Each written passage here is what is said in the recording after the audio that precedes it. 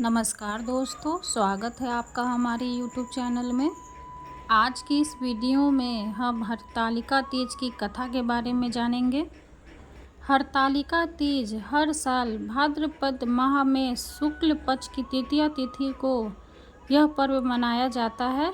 इस त्यौहार में माँ पार्वती और भगवान शिव की विधि विधान से पूजा की जाती है। हरतालिका तीज व्रत में सुहागिन महिलाएं अपने पति की लंबी आयु और सुख सौभाग्य की कामना के लिए व्रत रखती हैं। वहीं कुछ जगहों पर कुंवारी लड़कियां भी अच्छे वर के लिए यह व्रत रखती हैं। इस व्रत को बेहद ही कठिन माना जाता है क्योंकि यह निर्जला व्रत होता है। हरतालिका तीज व्रत कथा इस प्रकार है। सूत जी कहते हैं कि मंदार की माला से जिन पार्वती जी का केशपाल अलंकित है और मुंडों की माला से जिन शिव जी की जटा अलंकित है, जो पार्वती जी दिव्य वस्त्र धारण की है और जो शिव जी दिगंबर नंगे हैं, ऐसी श्री पार्वती जी तथा शिव जी को प्रणाम करता हूँ। रमणीक कैलाश पर्वत के शिखर पर बैठी हुई श्री पार्वती जी कहती हैं, हे महेश्वर, हमें कोई गुप्त व्रत या पूजन बताइए जो सब धर्मों में सरल हो, जिसमें परिश्रम भी कम करना पड़े लेकिन फल अधिक मिले। हे नाथ, यदि आप मुझ पर प्रसन्न हो तो यह विधान बताइए। हे प्रभु, किस तप, व्रत या दान आदि से मध्य और अंत रहित आप जैसे महाप्रभु हमको प्राप्त हुए हैं। शिव जी बोले, हे देवी सुनो, मैं तुमको एक व्रत जो मेरा सर्वस्व और छिपाने योग्य है लेकिन तुम्हारे प्रेम से वशीभूत होकर मैं तुम्हें बतलाता हूँ। जैसे नक्षत्रों में चंद्रमा, ग्रहों में सूर्य, वनों में ब्राह्मण, देवताओं में विष्णु भगवान, नदियों में गंगा, पुराणों में महाभारत, वेदों में सामवेद और इंद्रियों में मन श्रेष्ठ है। सब पुराण और वेदों का सर्वस्व जिस तरह कहा गया है, मैं तुम्हें एक प्राचीन व्रत बतलाता हूँ। एकाग्र मन से सुनो। जिस व्रत के प्रभाव से तुमने मेरा आधा आसन प्राप्त किया है, वह मैं तुमको बतलाऊंगा क्योंकि तुम मेरी प्रेयसी हो। भाद्रपद मास में अस्त नक्षत्र से युक्त शुक्ला तृतीय तिथि को उसका अनुष्ठान मात्र करने से स्त्रियां सब पापों से मुक्त हो जाती है। हे देवी, तुमने आज से बहुत दिनों पहले हिमालय पर्वत पर इस व्रत को किया था। यह वृत्तांत मैं तुमसे कहूँगा। पार्वती ने पूछा, हे नाथ, मैंने क्यों यह व्रत किया था, यह सब आपके मुख से सुनना चाहती हूँ। शिव जी कहते हैं कि भारतवर्ष के उत्तर की ओर एक बड़ा रमणीक और पर्वतों में श्रेष्ठ हिमवान नामक पर्वत है। उसके आसपास तरह तरह की भूमियाँ हैं, तरह तरह के वृक्ष उस पर लगे हुए हैं। नाना प्रकार के पक्षी और अनेक प्रकार के पशु उस पर निवास करते हैं।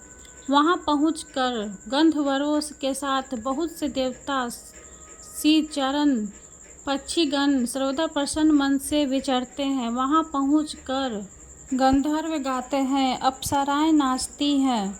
उस पर्वतराज के कितने ही शिखर ऐसे हैं कि जिनमें रत्न और वैदूर्य मणि आदि की खानें भरी है। यह पर्वत ऊंचा तो इतना अधिक है कि मित्र के घर की तरह समझकर आकाश का स्पर्श किए रहता है। उसके समस्त शिखर सदैव हिम से आच्छादित रहते हैं और गगन जल की ध्वनि सदा सुनाई देती रहती है। हे पार्वती, तुमने बाल्यकाल में उसी पर्वत पर तपस्या की थी। 12 वर्ष तक तुम उल्टी टंग कर केवल धुआं पीकर रही। 64 वर्ष तक सूखे पत्ते खाकर रही। माघ मास में तुम जल में बैठी रहती और वैशाख की दोपहरिया में पंचाग्नि तापती थी। सावन के महीने में जल बरसता तो तुम भूखे प्यासे रहकर मैदान में बैठी रहती थी। तुम्हारे पिता इस तरह के कष्ट सहन को देखकर बड़े दुखी हुए। वे चिंता में पड़ गए कि मैं अपनी कन्या किसको दूं। उसी समय नारद जी वहां आ पहुँचे। मुनि श्रेष्ठ नारद जी उस समय तुम्हें देखने को गए थे। नारद को देखकर गिरि ने अध्र पान आसन आदि देकर उनकी पूजा की और कहा, हे स्वामिन, आप किस लिए आए हैं? मेरा ओह भाग्य है, आपका आगमन मेरे लिए अच्छा है। नारद जी ने कहा, हे पर्वतराज सुनो, मैं विष्णु भगवान का भेजा हुआ आपके पास आया हूँ। आपको चाहिए कि यह कन्या रत्न किसी योग्य वर को दें। भगवान विष्णु के समान योग्य वर ब्रह्मा, इंद्र और शिव इनमें से कोई नहीं है। इसलिए मैं यही कहूँगा कि आप अपनी कन्या भगवान विष्णु को ही देवें। हिमवान ने कहा, भगवान विष्णु स्वयं मेरी कन्या ले रहे हैं और आप यह संदेश लेकर आए हैं तो मैं उन्हें अपनी कन्या दूंगा। हिमवान की इतनी बात सुनकर मुनिराज नारद आकाश में विलीन हो गए। वे पीताम्बर, शंख चक्र और गद्दाधारी भगवान विष्णु के पास पहुँचे। वहाँ हाथ जोड़कर नारद जी ने भगवान विष्णु से कहा, हे देव सुनिए, मैंने आपका विवाह पक्का कर दिया। उधर हिमवान ने पार्वती के पास जाकर कहा कि हे पुत्री, मैंने तुम्हें भगवान विष्णु को दे डाली। तब पिता की बात सुनकर तुम बिना उत्तर दिए ही अपनी सखी के घर चली गई। वहीं जमीन पर पड़कर तुम बड़ी दुखी होती हुई विलाप करने लगी। तुमको इस तरह विलाप करते देख एक सखी ने पास आकर कहा, देवी तुम क्यों इतनी दुखी हो, इसका कारण बताओ। तुम्हारी जो कुछ इच्छा होगी मैं यथाशक्ति उसको पूरा करने की चेष्टा करूंगी, इसमें कोई संशय नहीं है। पार्वती बोली, मेरी जो कुछ अभिलाषा है उसे तुम प्रेम पूर्वक सुनो। मैं एकमात्र शिव जी को अपना पति बनाना चाहती हूँ, इसमें कुछ भी संशय नहीं है। मेरे इस विचार को पिताजी ने ठुकरा दिया है, इससे मैं अपने शरीर को त्याग दूंगी। पार्वती की इस बात को सुनकर सखियों ने कहा कि शरीर का त्याग न कर, चलो किसी ऐसे वन को चले जहाँ पिता को पता न लगे। ऐसी सलाह कर तुम वैसे वन में जा पहुँची। उधर तुम्हारे पिता घर घर तुम्हें खोजने लगे। दूतों द्वारा भी खबर लेने गए कि कौन देवता या किन्नर मेरी पुत्री को हर ले गया है। उन्होंने मन ही मन कहा, मैं नारद जी के आगे प्रतिज्ञा कर चुका हूँ कि अपनी पुत्री भगवान विष्णु को दूंगा। ऐसा सोचते सोचते हिमवान मूर्छित हो गए। गिरिराज को मूर्छित देखकर सब लोग हाहाकार करते दौड़ पड़े। जब होश हुआ तो सब पूछने लगे कि गिरिराज आप अपनी मूर्छा का कारण बताइए। हिमवान ने कहा, आप लोग मेरे दुख का कारण सुने। ना मालूम कौन मेरी कन्या को हर ले गया है। ऐसा नहीं हुआ तो उसे किसी काले सांप ने काट लिया या सिंह खा गए होंगे। हाय हाय, मेरी बेटी कहाँ गई? किसी दुष्ट ने मेरी पुत्री को मार डाला। ऐसा कह वे वायु के झोंके से कांपते हुए वृक्ष के समान कांपने लगे। इसके बाद हिमवान तुम्हें वन वन खोजने लगे। वन वन भी सिंह, भालू, हिंसक जंतुओं से बड़ा भयानक हो रहा था। तुम भी अपनी सखियों के साथ उस भयानक वन में चलती चलती एक ऐसे जगह जा पहुंची जहां एक नदी बह रही थी। उसके रमणीय तट पर एक बड़ी सी कंदरा थी।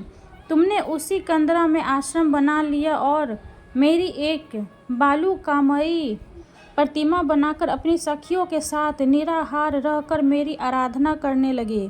जब भाद्रपद शुक्ल पक्ष की हस्तयुक्त तृतीया तिथि प्राप्त हुई तब तुमने मेरा विधिवत पूजन किया और रात भर जागकर गीत वादा आदि से मुझे प्रसन्न करने में बिताया। उस व्रतराज के प्रभाव से मेरा आसन डगमगा उठा, जिससे मैं तत्काल उस स्थान पर जा पहुंचा जहां पर तुम अपनी सखियों के साथ रहती थी। वहां पहुंचकर मैंने तुमसे कहा कि मैं तुम पर प्रसन्न हूँ, बोलो क्या चाहती हो। तुमने कहा, मेरे देवता, यदि आप मेरे ऊपर प्रसन्न हैं तो मेरे पति बने। मेरे तथास्तु कहकर कैलाश पर्वत पर वापस आने पर तुमने वह प्रतिमा नदी में प्रवाहित कर दी और सखियों के साथ उस महाव्रत का पारण किया। हिमवान भी तब तक उस वन में तुम्हें खोजते आ पहुँचे। चारों दिशाओं में तुम्हारी खोज करते करते वे व्याकुल हो चुके थे, इसलिए तुम्हारे आश्रम के समीप पहुँचते ही गिर पड़े। थोड़ी देर बाद उन्होंने नदी के तट पर दो कन्याएं देखी। देखते ही उन्होंने तुम्हें छाती से लगा लिया और विलख कर रोने लगे। फिर पूछा, पुत्री, तुम सिंह, बाघ आदि जंतुओं से भरे इस वन में क्यों पहुंची? पार्वती ने उत्तर दिया, है पिताजी, मैंने पहले ही अपने आप को शिव जी के हाथों सौंप दिया था। आपने मेरी बात टाल दी, इससे मैं यहाँ चली आई। हिमवान ने संतावना दिया कि हे पुत्री, मैं तुम्हारी इच्छा के विरुद्ध कुछ न करूँगा। तुम्हें अपने साथ ले घर आए और मेरे साथ तुम्हारा विवाह कर दिए। इसी से तुमने मेरा अर्धासन पाया है। तब से आज तक किसी के सामने मुझे यह व्रत प्रकट करने का अवसर नहीं प्राप्त हुआ। हे देवी, मैं यह बताता हूँ कि इस व्रत का हरितालिका नाम क्यों पड़ा। तुमको सखियाँ हर ले गई थी, इसी से हरितालिका नाम पड़ा। इस पर पार्वती जी ने कहा, हे प्रभु, आपने नाम तो बताया, अब विधि भी बताइए। इसका क्या पुण्य है, क्या फल है, यह व्रत कौन करे? श्री शिव जी पार्वती जी से कहते हैं, हे देवी, मैं स्त्री जाति की भलाई के लिए यह उत्तम व्रत बतलाता हूँ। जो स्त्री अपने सौभाग्य की रक्षा करना चाहती हो वह यत्नपूर्वक इस व्रत को करे। पहले कदली के खंभे आदि से सुशोभित एक सुंदर मंडप बनाए, उसमें रंग बिरंगे रेशमी कपड़ों के चंदवा लगाकर चंदन आदि सुगंधित द्रव्यों से वह मंडप लिपवावे। फिर शंख मृदंग आदि बजाते हुए बहुत से लोग एकत्रित होकर तरह तरह के मंगलाचार करते हुए उस मंडप में पार्वती तथा शिव जी की प्रतिमा स्थापित करें। उस रोज दिन भर उपवास कर बहुत से सुगंधित फूल, गंध और मनोहर धूप, नाना प्रकार के नैवेद्य आदि एकत्र कर मेरी पूजा करे और रात भर जागरण करे। ऊपर जो वस्तुएं गिनाई गई है उनके अतिरिक्त नारियल, सुपारी, जमीरी, नींबू, लौंग, अनार, नारंगी आदि जो फल प्राप्त हो सके उन्हें इकट्ठा कर ले। उस ऋतु में जो फल तथा फूल मिल सके विशेष करके रखे। फिर धूप दीप आदि के द्वारा निम्नलिखित मंत्रों का उच्चारण करता हुआ पूजन करे। इसके बाद शिवाय, शिव रूपिणय, यहाँ से लेकर प्रसन्ना, भव, पार्वती तक के मंत्रों का उच्चारण करे, जिसका अर्थ इस प्रकार है, हे शिवे, शिव रूपिणे, हे मंगले, सब अर्थों को देने वाली हे देवी, हे शिव रूपे आपको नमस्कार है, हे शिव रूपे आपको नमस्कार है, हे शिवे आपको सदा के लिए नमस्कार है, हे ब्रह्म रूपिणी आपको नमस्कार है, हे जगरातनी आपको नमस्कार है, हे सिंहवाहिनी संसार के भय को भयभीत मुझ दिन की रक्षा करो। इस कामना की पूर्ति के लिए मैंने आपकी पूजा की है। हे पार्वती, मुझे राज्य और सौभाग्य दो, मुझ पर प्रसन्न हो। इसी मंत्रों से पार्वती तथा शिव जी की पूजा करें। विधि पूर्वक कथा सुने और ब्राह्मण को वस्त्र, गौ, सुवर्ण आदि देवे। इस तरह एकत्रित होकर स्त्री पुरुष दोनों एक साथ पूजन करे। फिर वस्त्र आदि जो कुछ हो उसका संकल्प करे। हे देवी, जो स्त्री इस दिन पूजन करती है वह सब पापों से छूट जाती है और उसे 7 जन्म तक सुख तथा सौभाग्य प्राप्त होता है।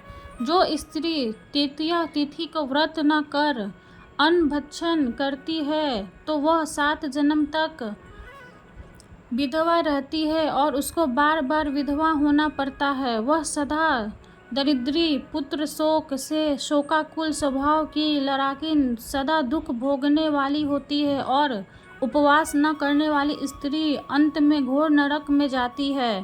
तीज को अन्न खाने से सुकरी, फल खाने से बंदरिया, पानी पीने से जोंक, दूध पीने से सांपिन, मांसाहार करने से बाघिन, दही खाने से बिल्ली, मिठाई खाने से चींटी और सब खाने से मक्खी होती है। उस रोज सोने से अजगरनी और पति को धोखा देने से मुर्गी होती है। इसलिए हर स्त्रियां व्रत अवश्य करे। दूसरे दिन चांदी, तांबा तथा बांस के पात्र में अन्न भरकर ब्राह्मण को दान दे और पारण करे। जो स्त्री इस प्रकार व्रत करती है वह मेरे समान पति पाती है और जब वह मरने लगती है तो तुम्हारे समान उसका रूप हो जाता है। उसे सब प्रकार के सांसारिक भोग और मुक्ति मिल जाती है। इस हरितालिका की व्रत कथा मात्र सुन लेने से प्राणी को 1000 अश्वमेध और सैकड़ों वाजपेय यज्ञ करने का फल प्राप्त होता है। देवी, मैंने यह सब व्रतों में उत्तम व्रत बतलाया जिसके करने से प्राणी सब पापों से छूट जाता है, इसमें कुछ भी संशय नहीं है। हरितालिका व्रत कथा अब समाप्त हुआ। अगर वीडियो अच्छी लगे तो लाइक कर दें और चैनल को सब्सक्राइब कर दें। धन्यवाद।